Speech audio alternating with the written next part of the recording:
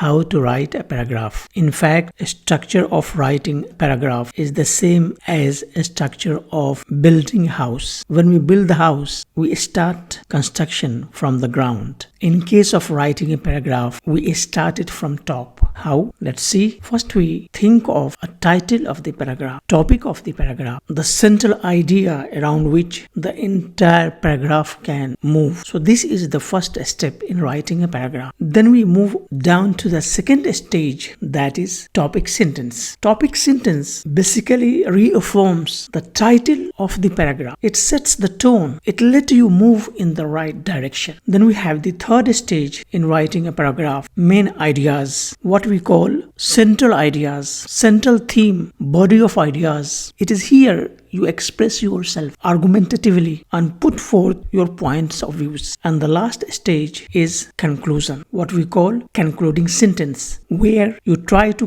conclude your thought, put an end to your thought in a forceful, effective and persuasive manner. These are the 4 steps as far as structure of paragraph is concerned. A beautiful lesson is made in this direction. If you are interested, please follow the link in the description. Thank you.